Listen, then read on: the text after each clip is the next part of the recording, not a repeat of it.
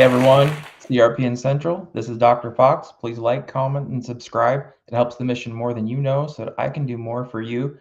No, seriously, we've been doing this. This is 5 years now. And I just got a message yesterday saying, oh my gosh, I had no idea that I could join CRPN for free as a site. 5 years. The rules have never changed. So the more that you get the word out, the more it helps the mission and the more that we can better serve you. So please like, comment, subscribe. I know it sounds pretty cliche, but it is actually pretty important. So 5 years now, 5 years, the rules have not changed. CRPN is completely free for sites to join. When trials come across our desk, they go across our site network for free. You have access to free trials. You have that nice phone a friend. If it doesn't take us too much time, we're happy to either connect you with other people in the site who can help you with your questions, or we can get you an answer. Just boom, just like that. It's like you have a lifeline right there. If you want to have CRPN do services for you, you can of course pay for that. CRPN has over 200 sites across the world now. We are serving sites in all the different countries, everywhere. We know all of the rules, all the regs, we know all the contracts. We're doing pretty well.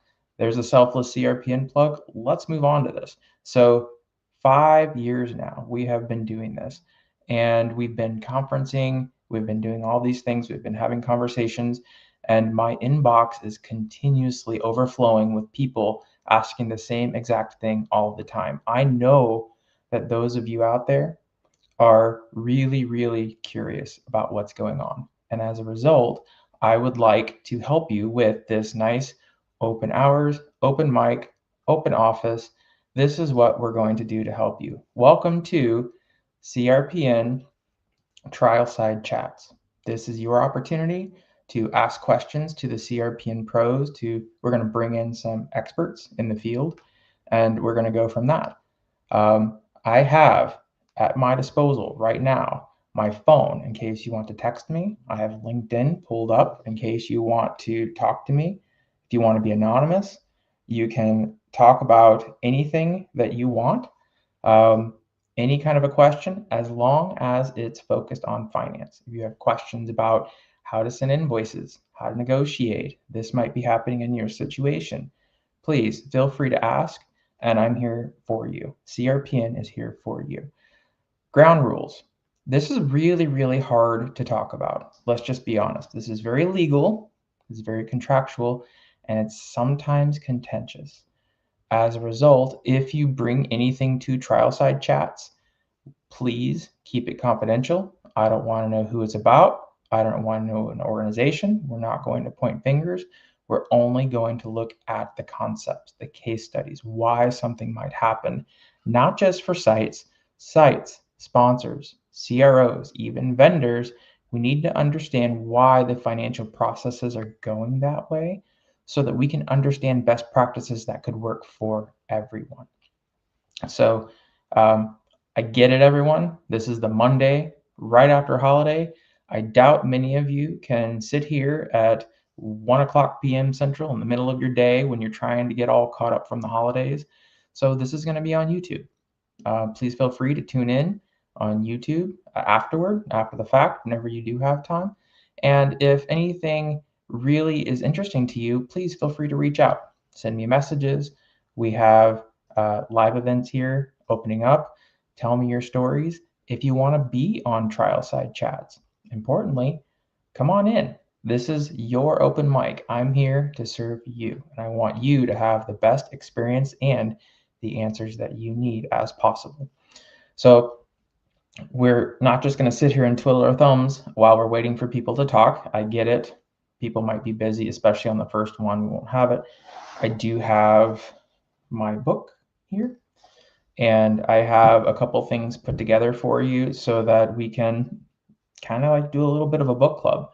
So if you have the book in front of you, we're going to reference some page numbers. We're going to talk about some concepts. We'll do this a little bit every week, but it's not going to take the whole hour.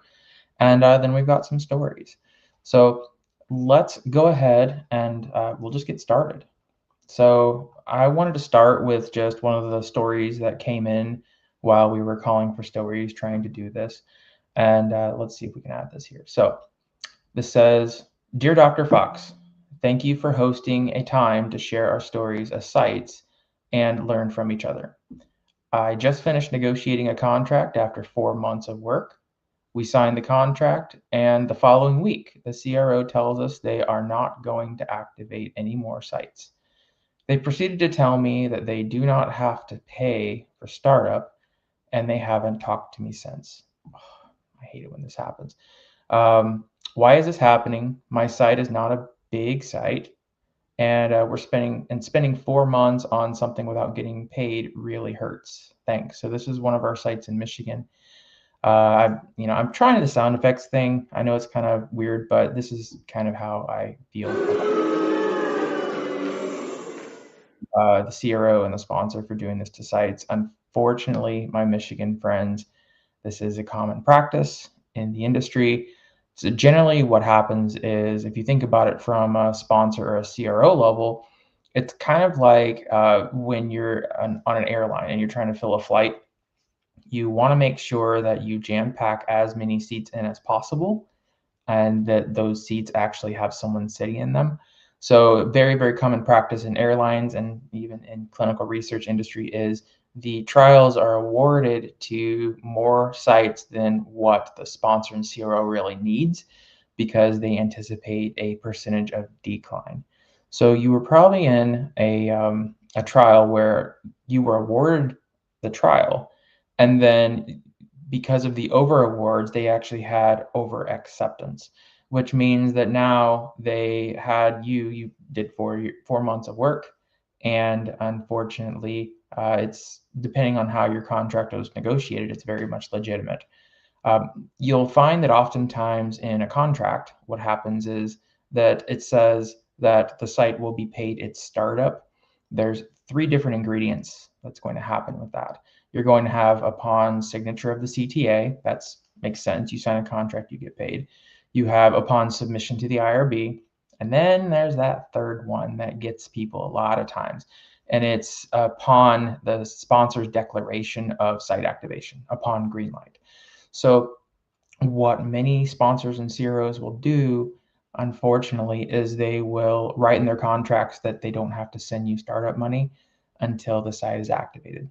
And in these cases where you've been rewarded, what ends up happening is now they don't have to pay you, and you just did 4 months of work. So I'm really, really sorry that you had to run into that, and it happens. I would recommend take it for what it is, but when it comes to that CTA, strike that third part out.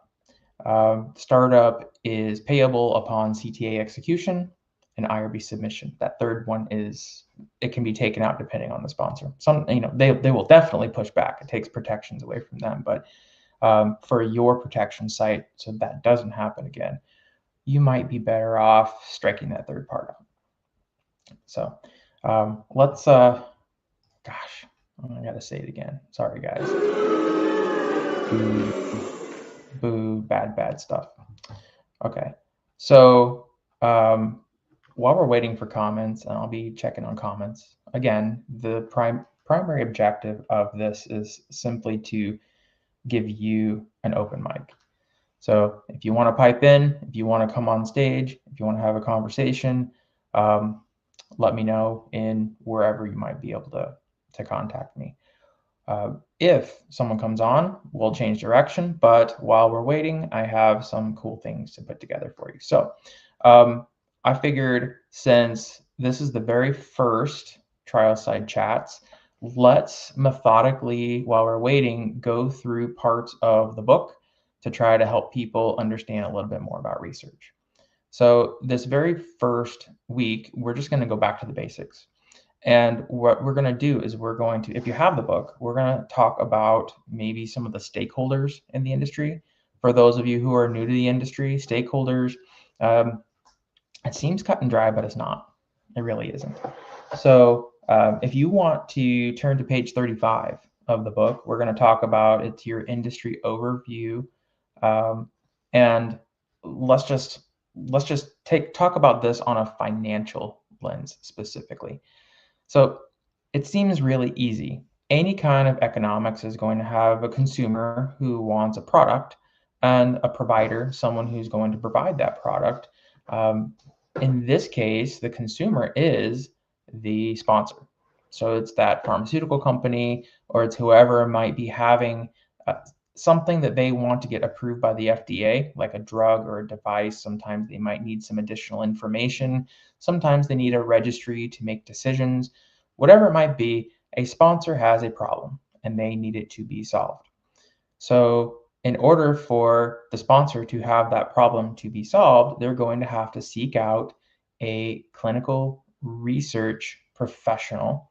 Specifically, according to the FDA, you're going to need to have a principal investigator to put their neck on the line, to put their credentials on the line, to sit here and perform a clinical trial in an unbiased way so that the data is legitimate according to Alcoa C. We can Google these terms later if you'd like. They're also in the book. But that's the concept. Sponsor needs data. PI performs research. Data is generated as a result of research. Sponsor has data. It is very linear in that way.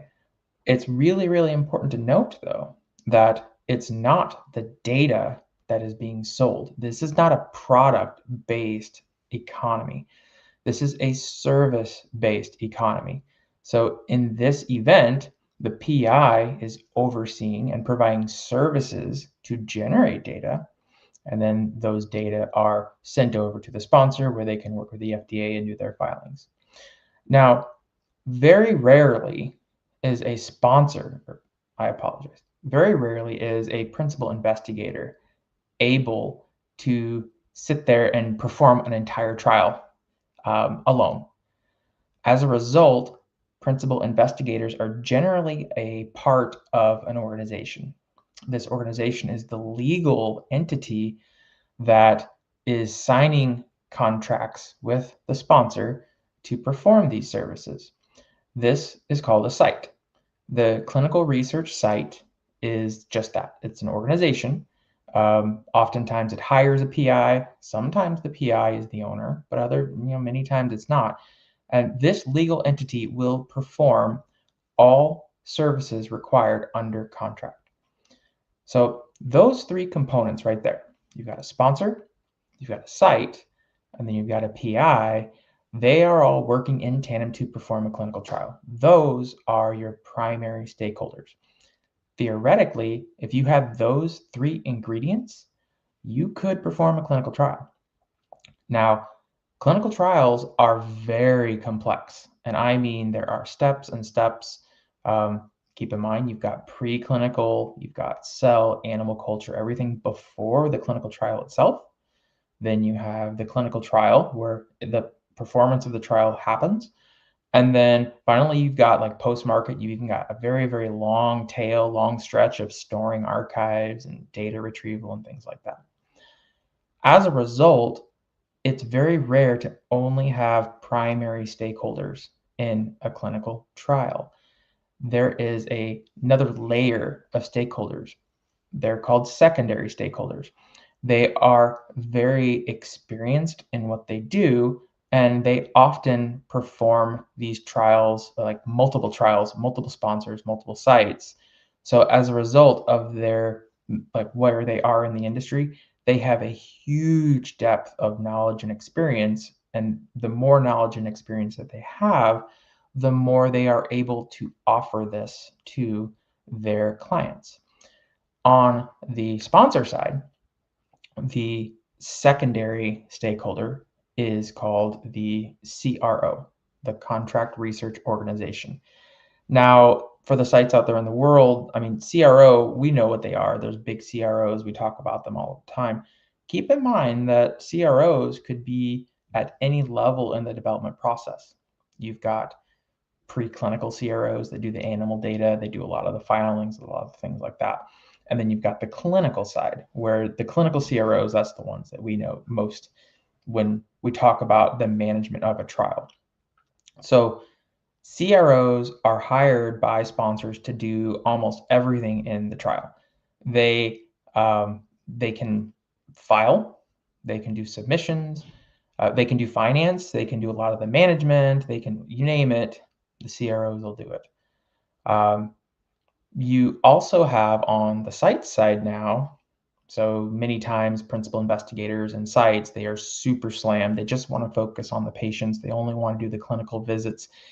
And as a result, there's a lot of infrastructure around a site's operations that they would prefer not to have. They would rather hire that out. As a result, you have kind of on the site side, you've got the typical SMO, site management organization. We've all heard it. And then you've got the term IRO, independent research organization. An SMO and an IRO do a couple of different things. One is an SMO kind of internalizes and centralizes everything so that it is the SMO that's acting like a proxy with sponsors and CROs on behalf of the site. IRO, independent research organization, is a little different. There's some different components around it as far as the legal and the contractual layout has to do with it. Oftentimes in IROs, the sites have much more flexibility in negotiating versus SMOs. SMOs, it's like we are negotiating everything. You don't really have a say in it. IROs, you have a little more flexibility around that most of the time. So that would be like your secondary tier. Those are the people, those are the groups that are going to help to manage the performance of the trial on behalf of the primary stakeholders. So let's add some complexity to it. There is now a third round, a third area of stakeholders around there. These people aren't performing the trials in primary world. They're not managing the operations in secondary world. They are providing these enhancements on behalf of the trial. So these are like the vendors. We'll call them the vendors. The vendors can be like tertiary, fourth level, fifth level, all of these different vendors that interact and engage with each other, sometimes only performing a single process in the entire landscape of the industry, and sometimes doing many, many things. The third level can be for sites, or it could be for sponsors, or it could be for CROs. What vendors can you think of out there that you like to work with that really, really helps your clinical trial? And then what vendors are you like, okay, this is just making it a lot harder? A perfect example of vendors on the sponsor side, of course, we're biased here in finance world, so it's those finance people, those payment portals, the third parties that are hired specifically to pay research sites, or the third parties that are hired specifically to compensate patients, like with stipends. You've got patient recruitment, you've got data analytics, you have vendors, you have couriers, you have all these different vendors. That's all third party, the third tier of stakeholders. Sometimes those vendors themselves have vendors.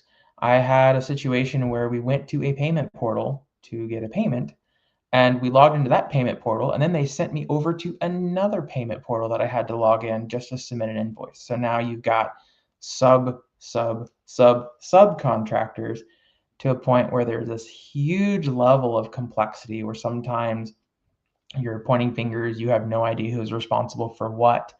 And as a result, things just get lost or they fall through the cracks. Like anyone, it's not just in research.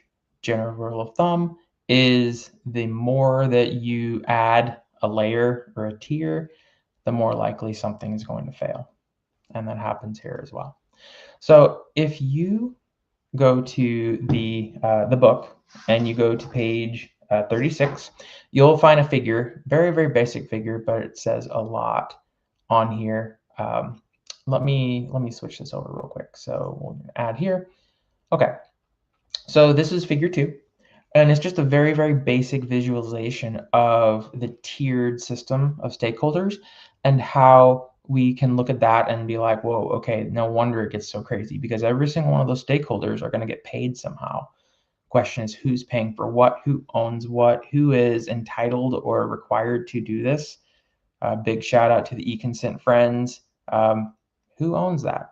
Is it a site thing because sites are independent contractors, or is it a sponsor thing because sponsors want informed consent to be performed in a certain way?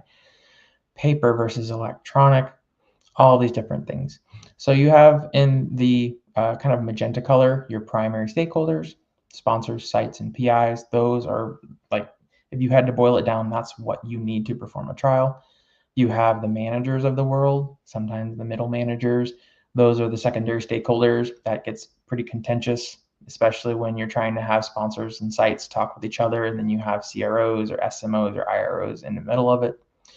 And then finally, you have your tertiary plus stakeholders. I say that because sometimes tertiary groups have their own sets of subcontractors. And that's the people that are dedicated to trying to enhance the industry, enhance the experience of the research. This all put together is essentially kind of like the stakeholders that you will see. One thing that I do want to note here, and this is where I guess you got to think about it, but I want to bring this up here. Does anyone know what this is right here? If you filed in regulatory, it says right there, this is your form 1572. So it's not a long form, and you should Google it sometime just to see what it looks like, but it's a couple pages. You list your addresses and you list certain stakeholders and certain names and things like that. But at the bottom of the 1572, ask yourself who's signing this. And when it comes to the 1572, the signature required is that signature of the investigator, the PI. And it's really, really important to think about that. So the principal investigator is signing solely the 1572 because the principal investigator is agreeing that they are going to perform research compliantly according to 21 CFR and all of the requirements. They are putting their neck on the line. And many, many times, like CRAs and groups in the reg and ops, things like that, they will mistake this 1572 for this.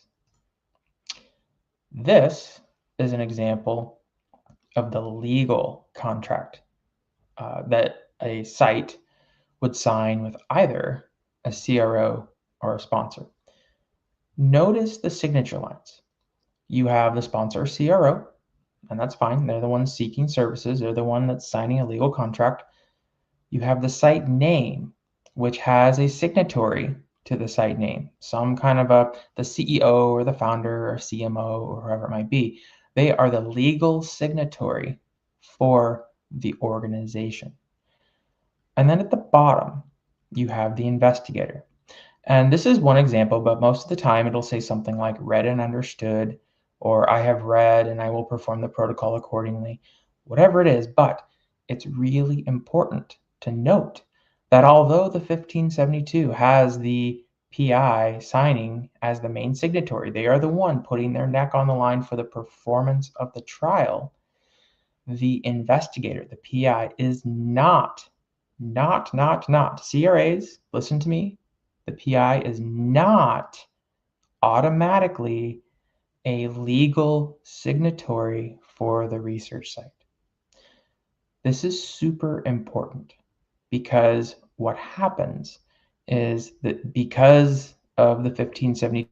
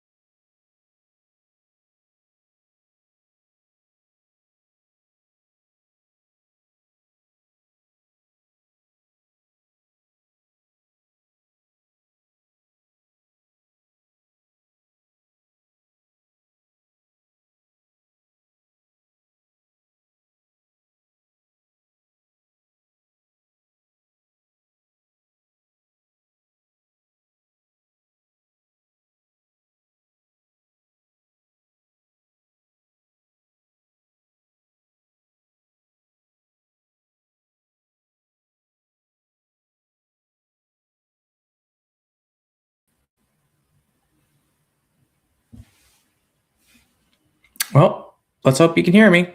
It says we're still streaming. There was a disconnect. If you're out in the audience and you'd be willing to send me a message or something, let me know that we're still going. That would be very helpful. I also lost all of my preloaded information, which I do apologize. So we're going to have to take care of that here in a minute. Moral of the story from the last one, depending on when I was disconnected, was please be cautious of who you're sending negotiations and budgets to. Odds are it's not the PI that needs to have that stuff. It's going to be someone else. Okay, so let's move on to the next part here. So we've just gone through a very substantial amount of information. If you have any questions about this as you go and you watch this later on, please feel free to send me a message, text me, however you might like to go. And then I'd be happy to answer them, maybe in the next group. All right, as we load up some other things, I have to note, oh, there we go. Mariha, thank you so much. And sometimes I agree. It's I think that we take some of this stuff for granted. Like we talk about this stuff. We know what a site is, we know what a sponsor is, we don't know what a CRO is, but we never really connect the dots on a financial, legal, or economic level. And as a result, I really appreciate that. Thanks so much. Let's move on. Oh, I did want to show. So if you do like this, if you find it to be valuable, if you want access to it, or if you want to support CRPN, this is the information that we have on the book. So this book is on Amazon. It's, this was just one page of the book. There's almost 200 pages in here, but it is designed so that it can give you, the site, everything that you need to survive in the industry. This is based off of years of experience working with almost every CRO that you can think of, working with many, many different sponsors. They come and go, but these work. We have case study after case study. I am now confident to tell you that what is in this book, at least for a small research site to a mid-level research site, these are really good best practices that work every single time. As long as you can get it going, that's what happens. So it is on Amazon. You can buy it on Amazon. If you want to contact CRPN, contact me directly. We can give 10% off and we'll do free shipping. Not a fan of self-promoting, and that's probably a reason why after 5 years, some people don't really know what CRPN is, but I'm working on it, and I'm going to have a little more confidence in the ability to support the mission, support my company, and as a result, to support every single one of you. So let's remove that. And again, so if anyone is out there listening, this is open mic. If you have any questions, if you want to come on and tell your stories, if you want to do anything like that, the door is wide open. Let me know. And without further ado, let's move on to the next step. So I want to talk. Let's talk about this real quick. I had a question here. Let me find it. So I did get a number of questions from the audience before the session, and so we're going to try to. So let's do. Here's the question. Here we go. And this is anonymous. I'm trying to make it as anonymous as possible. Some people don't really want to be, they don't want to be a part of it. All right, so this is a good one. So, dear Dr. Fox, what is your favorite negotiation tactic? Oh boy. So I have, on any given week, I probably end up going through more negotiations than a site does in a year. We have it. So to answer your question, it all depends. I mean, I know that's everyone's favorite comment is it all depends, but it's quite true. So we have, I guess when someone gives me a negotiation or they tell me they want to do negotiation, the very first thing that I always ask, because it sets the stage for everything else, is who's the CRO? That will tell me exactly how I need to respond and to adjust my tactics.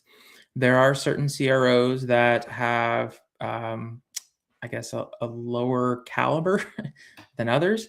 And they hire different kinds of people. Sometimes they hire knowledgeable people. Sometimes they hire paper pushers who have no idea what they're talking about. And so that's the very first thing. Is the first tactic is you have to learn the people that you're negotiating with. If it's a CRO that is really high in reputation, I can reach out and I can have a different level of conversation with them. If I know it's a CRO that's hired maybe entry level positions to run these things where they have no idea what they're talking about, and if you just ask the simplest question, they're just going to escalate it to a manager, I have to tone it a little differently in order for them to understand what's going on. But aside from understanding the CRO and what to do with that, I would like to reference a very good friend of mine, Alan Abraham, who he's talked about this on podcasts before, but he said, you can't take it personally. Never take it personally. And that's not necessarily a tactic, but it starts the tactic. You have to understand that most of the time, whatever CRO you're working with, you're probably like one out of 50 sites, 50 negotiations that they're managing right now. And you can tell based off of how they respond to you. If they're very fragmented and they barely respond to you, or they respond to you in like one or two word statements, odds are they probably have a really, really full load and they don't have time to pay attention to you. Same thing with follow-ups. And that's okay. But I think that for me, as far as tactic goes, it's always to ensure that I am not in a position of desperation. Many times I work with sites to renegotiate, and the site's saying, I absolutely have to have this trial. We can't lose this trial. Just take whatever they give me. That kind of a situation. There's not much I can do to negotiate because you've kind of already made up your mind. You need this trial so bad that, I mean, we'll try, we'll do a push here and there, but it's kind of set in stone. You're at their mercy. Or you get to a situation where it's like, okay, if we lose this trial, no big deal. There's 30 trials behind it that's going to support the site. Your ability to negotiate, because you're not desperate, it goes way up. And the less desperate you are, the higher you can make your budgets. Just remember that, sites. You may have to go through a couple of trials where it's not ideal, and honestly, you're probably going to lose some money off of them. But the sooner that you get to a point where you can say, we don't need this one, we're fine, the more likely you're going to improve. And for that reason, that's why I kind of like the whole tactic of just don't be desperate and don't take it personally. So thank you so much for the question. I really appreciate that. I'm going to take a quick moment here to check out my comments, see if there's anyone out there who would like to ask questions. Okay, emails. And by the way, if you've ever done a podcast before, there's a lot going on. It's hard to pay attention. You got to look at a camera with a light in your face. You got to look at this screen, look at that screen, make sure that you keep things going. So for anyone out there who does podcasts or who does live events or things like that, big respects to you. And also for anyone out there who is interested in sharing their story, for this reason, because there is so much to pay attention to, having co-host is huge. I don't want to have like a dedicated co-host or anything like that, because I feel like everyone needs to have a voice. But if you ever do want to come on and tell your story and to practice hosting, or to figure out how you want to do podcasts, or to see things like that, I'll be really honest, I could really use your help. CRPN could really use your help. So if you're interested in doing that for an episode or so, come on in and let me know. Okay, so as the inaugural group here, I don't know if we're going to take the whole hour, which is fine. I have highest respects for everyone's time. But I did want to share a couple of stories here about like what's going on right now. So for those of you in negotiation world, we're on the Monday after holiday. You probably haven't heard about a negotiation if it started in December and you haven't heard anything. And all of a sudden, it's like everyone's coming back and they're going to start opening the floodgates. You're going to start seeing a very productive week as a result of what you're going through. I would caution you on jumping too close to the email right now. Odds are, if you're working with a CRO, they're just now getting off of holiday. They're just now unburying from their thousands of emails. And if you sent an email right now, it would probably just get buried with other emails. Give it until Wednesday. If you give it until Wednesday, odds are, number one, is you don't look desperate. Number two is you are demonstrating that you have respect for the time of your collaborators. And number three is you're probably going to save yourself an email. The responsible CRO negotiators out there are probably going to get to every single one of their sites for all of their open negotiations by Wednesday. If you don't hear anything by Wednesday, like if it's Thursday and you haven't heard anything, then it makes sense. You can send a follow-up and say, what's going on with this? I thought we were supposed to be done 2 weeks ago. But that's the case. How do you out there, how do you handle follow-ups, especially around a holiday? Because holidays can be kind of tricky around that. Let us know in the comments or wherever you might find it. So we're going to go back to, here we go. So another thing that you might want to consider, and this is something that I'm going to do right after I get off of this, is we have a number of sites who are experiencing really old aging on their trials, on their money. So if you don't have a proper aging system in place, I would recommend do that ASAP. And by aging system, I mean after you close every single month, that very first week of the month, get a list of everything that hasn't been paid to you, calculate the aging, how old is it, probably in days. And then if you have anything that's outstanding, in other words, the contract said one thing and you are late, follow up, speak up. I mean, you should have it down to a list of every single invoice that's owed to you and a list of every single visit that has been performed at your site that you are expecting to have money. Those two lists make your aging report. And anything that is outstanding, you should be working that aging report every single month, like clockwork. And you'd be surprised how rapidly things can get fixed. Sometimes you find that the reason why it's not paid is because the EDC was never updated. It's a coordinator thing. You have to go ask the coordinators to update things. Other times, the CRO literally lost the invoice. Oh, I should get a sound effect for that one. Let's see. Oh, yeah. The CRO literally lost the.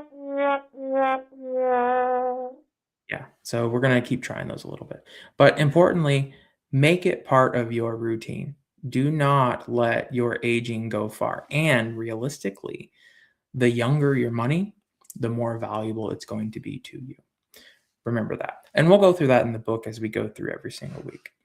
So we're 40 minutes in. We had one disconnect. Not bad for a first time. Thank you so much for the folks who tuned in. I really appreciate it. If you find this valuable and you want to ask questions, again, this is my chance to offer time to you every single week on Monday. If you don't catch in, send the question. You'll probably see it next week. But importantly, this is Dr. Fox. Please like, comment, subscribe, share your voice, everyone, and I'll see you next week.